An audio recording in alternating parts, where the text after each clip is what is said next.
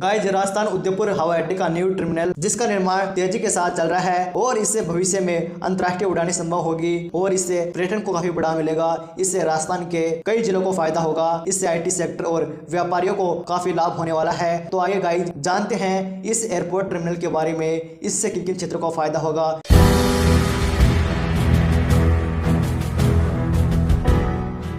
Guys, झीलों और महलों का शहर यानी उदयपुर, पूर्व का वेनिस कहे जाने वाला झीलों का शहर उदयपुर नीले पानी की झीलों से घिरा हुआ है और अरावली की हरी भरी पहाड़ियों से सटा हुआ। पिछोला झील के पास स्थित प्रसिद्ध लेक पैलेस उदयपुर का सबसे खूबसूरत नज़ारों में से एक है। डबोक स्थित महाराणा प्रताप हवाई अड्डे पर नए टर्मिनल का निर्माण तेजी से चल रहा है। इसके पूरा होने की निर्धारित तिथि सितंबर 2026 है, लेकिन इसको जल्द ही बनाकर तैयार किया जाना है। अगले वर्ष इस झील शहर में पर्यटन अभूतपूर्व वृद्धि होने की संभावना है। नए टर्मिनल भवन का 85% निर्माण कार्य पूरा हो चुका है, जबकि पूरी परियोजना में लगभग 55% निर्माण पूरा हो चुका है। नए टर्मिनल भवन के चालू हो जाने के बाद पुराने टर्मिनल को खाली कर दिया जाएगा। नए भवन से उदयपुर हवाई अड्डे की क्षमता में उल्लेखनीय वृद्धि होगी। गाइस, उदयपुर में हर साल लगभग 20 लाख पर्यटक आते हैं, जिनमें से अधिकांश भारतीय होते हैं। डबोक हवाई अड्डा, जिसे महाराणा प्रताप हवाई अड्डा भी कहा जाता है, नए टर्मिनल अंतर्राष्ट्रीय उड़ानों के लिए बनाया जा रहा है, जिससे कस्टम और इमिग्रेशन की सुविधा होगी।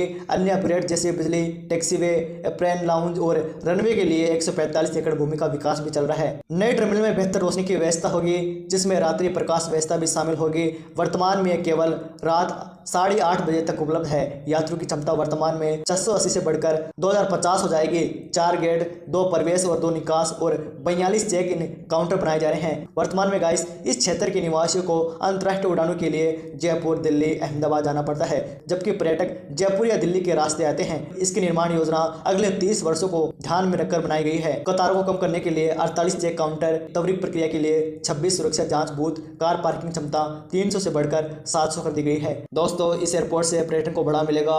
व्यापार, शिक्षा और स्वास्थ्य सेवाओं से जुड़े लोगों को बड़ा फायदा मिलने वाला है। खासकर पुणे से सीधा जुड़ाव होने से IT सेक्टर, मेडिकल सुविधाएं और उच्च शिक्षा के लिए उदयपुर से आवागमन आसान होगा। पुणे में बड़ी संख्या में राजस्थान के छात्र पढ़ते हैं, उनका आना जाना काफी सहज होगा। साथ ही महाराष्ट्र के जेम्स और पर्यटन बाजार से सीधा संपर्क स्थापित होगा, जिससे स्थानीय व्यापारी और उद्यमियों को भी लाभ मिलेगा।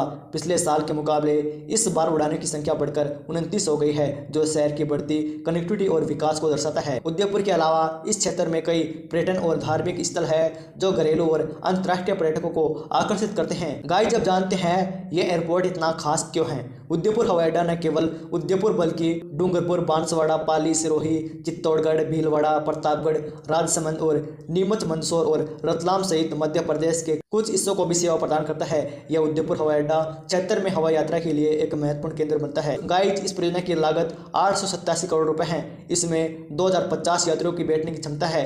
700 वाहनों के लिए पार्किंग की सुविधा बनाई जा रही है। एकीकृत टर्मिनल से शहर के पर्यटन क्षेत्र में काफी लाभ होगा। सुगमता में सुधार होगा। समय की बचत के कारण अधिक पर्यटक आकर्षित होंगे।